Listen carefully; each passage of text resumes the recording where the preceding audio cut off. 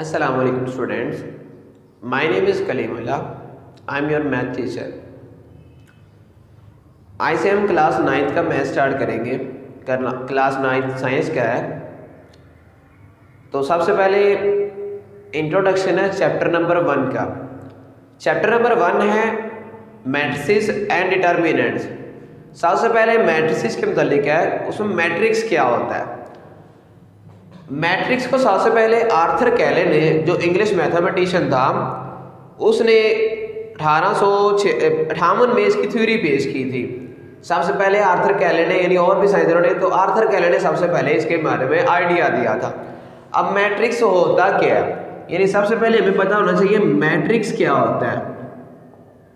Rectangular अरे और formation of a number of collection is called matrix. यानी कुछ नंबर जो हैं उनकी जो अरेंजमेंट हम करते हैं रेक्टेंगुलर अरे, मतलब उनको रेक्टेंगल की फॉर्म में उसे हम लिखते हैं, उसे मैट्रिक्स बोलते हैं। जिस तरह फॉर एग्जांपल हमने एक नंबर ले लिया 1 2 3 4 5 6, ये कुछ नंबर ले लिए, उन्हें हमने स्क्वायर ब्रैकेट के अंदर बंद कर दिया है, तो उसे एक मैट्रिक्स बोलते हैं। रेक्टेंगुलर अरे और a formation of number enclose in a square bracket is called matrix. ये मैट्रिक्स की डेफिनेशन है। तो कुछ नंबर लिए हैं, उन्हें आपने स्क्वायर ब्रैकेट्स के अंदर बंद कर दिया है, उसे आप मैट्रिक्स बोलते हैं। अब शुरू में एक लफ्ज़ इस्तेमाल हुआ रेक्टेंगुलर अरे, यानी नंबर ऑफ अरेंजमेंट। अब रेक्टेंगुलर वैसे तो होती है रेक्टेंगल हमारे पास ये होती है कि उसके आमने सामने वाले ज़िला बराबर होते हैं, लेकिन कुछ नंबर ऐसे भी होते हैं, जिस तरह अगर ये इसी को एग्जांपल ले लें 1 2 -5 -4, ये नंबर ले लिया। अब ये देख स्क्वायर है, तो ये स्क्वायर भी रेक्टेंगल की शेप में ही होती है, यानी वो भी उसी की टाइप है। तो ये रेक्टेंगल, ये भी एक हमारे पास मैट्रिक्स ही है। तो रेक्टेंगुलर अरे का वैसे लफ्जी मतलब है कि नंबर ऑफ फॉर्म, यानी आप नंबर जो है उनको अरेंजमेंट जो कर रहे हैं, तो वो आपके पास एक मैट्रिक्स बनता है। अब मैट्रिक्स में दो चीज़ें होती हैं, एक हॉरिजॉन्टल होती है और एक वर्टिकल होती है। जो हॉरिजॉन्टल लाइन में लिखी होती है उसे कहते हैं रो, ये आपकी रो है। जो हॉरिजॉन्टल लाइन में लिखे होते हैं उसे रो कहते हैं, उर्दू में इसे कितार कहते हैं। और जो वर्टिकल लिखा होता है उसे कहते हैं कॉलम, यानी जो इस तरह वर्टिकल शक्ल में लिखा होता है उसे बोलते हैं कॉलम, उर्दू में इसे कॉलम ही बोलते हैं। और रो को ज़्यादातर एम से ज़ाहिर किया जाता है और कॉलम को एन से ज़ाहिर किया जाता है। तो सबसे पहले मैट्रिक्स का पता होना चाहिए। तो इसके अंदर जो एलिमेंट होते हैं उसे नंबर ऑफ एंट्रीज कहते हैं, जो हॉरिजॉन्टल लाइन होती है उसे रो कहते हैं, जो वर्टिकल लाइन होती है उसे कॉलम कहते हैं। अब उसके बाद कुछ डेफिनेशन है। सबसे पहले इसका ऑर्डर ऑफ मैट्रिक्स। ऑर्डर क्या होता है, वैसे तो वेरिएबल में ये होता है उसकी पावर, तो मैट्रिक्स में ऑर्डर क्या होता है कि किसी भी मैट्रिक्स के अंदर नंबर ऑफ रोज कितने हैं, नंबर ऑफ कॉलम कितने हैं, और number of rose and number of column, ये हमारे पास उसका ऑर्डर होता है। किसी भी मैट्रिक्स में नंबर ऑफ रोज और नंबर ऑफ कॉलम कितने हैं उसे आप उसका ऑर्डर बोलते हैं। अब ये चेक कैसे करते हैं, एक मैट्रिक्स ले लिया आपने -2 4 5 6 7, ये मैट्रिक्स ले लिया, इसे ए का नाम दे दिया। अब इसका हमने ऑर्डर निकालना है, कैसे निकालेंगे। सबसे पहले इसमें रोज चेक करनी है, रोज को m से डोनेट कर दें, यानी m से डोनेट कर दें इज इक्वल टू, अब रोज कितनी है, एक रोज ये है और एक ये, नंबर ऑफ रोज जो है वो हमारे पास 2 है। अब हमने चेक करना है इसमें कॉलम कितने हैं, कॉलम जो है उसे n से नोट कर दिए हैं, वो कॉलम हमारे पास एक ये है और एक ये, नंबर ऑफ कॉलम भी हमारे पास 2 है। तो ऑर्डर लिखने का तरीका क्या होता है, ऑर्डर ऑफ ए का हमने ऑर्डर निकालना, उसे लिखते हैं m/n।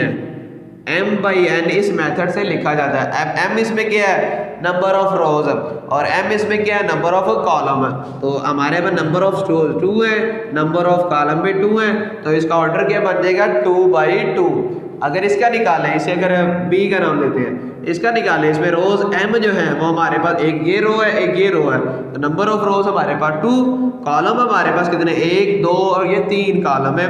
तो इसका ऑर्डर निकालेंगे, ऑर्डर ऑफ b, तो ऑर्डर ऑफ b क्या आ जाएगा 2, यानी पहले लिख लेंगे m/n, तो m हमारे पास 2 है और कॉलम हमारे पास 3 है, तो 2/3 यानी 2 रोज है और 3 कॉलम है, तो ये हमारे पास इसका ऑर्डर आ गया। उसके बाद एक डेफिनेशन है इक्वल मैट्रिक्स। इक्वल का लफ्जी मतलब होता है बराबर, लेकिन मैट्रिक्स में क्या होता है, तो मैट्रिक्स में सबसे पहले इक्वल मैट्रिक्स क्या होता है कि आपने मैट्रिक्स लिए, ये दो मैट्रिक्स ले लिया, A इज इक्वल टू ले लिया 1 5 7 -2, ये मैट्रिक्स ले लिया। दूसरा मैट्रिक्स आपने ले लिया 1 5 -2 7, ये दो मैट्रिक्स है। एक तो पहले सबसे पहले देखना है इसका ऑर्डर सेम है या नहीं है। इसकी दो कंडीशन होती हैं, एक आप order of A is equal to order of B, यानी अगर दो मैट्रिक्स लेते हो ए और बी, दो मैट्रिक्स लेते हो, सबसे पहले उसे चेक करना है कि आपने दोनों का ऑर्डर सेम है या नहीं है। इसमें ऑर्डर देखिए, इसमें भी दो रोज हैं, एक ये है और एक ये, इसमें भी दो रोज हैं। उसके बाद कॉलम है, इसमें भी दो कॉलम है, इसमें भी दो कॉलम है, यानी इसका ऑर्डर इसका भी 2 by 2 बनता है और इसका भी 2 by 2 बनता है, ऑर्डर सेम है। सबसे पहले हमें देखना है कि दोनों का जो आपको मैट्रिक्स दिएगा उनका ऑर्डर सेम है या नहीं है, ये आपने देखना। उसके बाद देखना है कोरस्पोंडिंग एंट्रीज। कोरस्पोंडिंग क्या होती है, यानी जो एंट्री यहां पर है, एंट्रीज यानी जो एंट्री पहले कॉलम में है मैट्रिक्स में है वही दूसरे मैट्रिक्स में होगी। जिस तरह 1 है उसकी जगह 1 लिखा हुआ है, 5 है उसकी जगह 5 लिखा हुआ है, यहाँ 7 है लेकिन यहाँ पे क्या है -2, ये इक्वल नहीं है।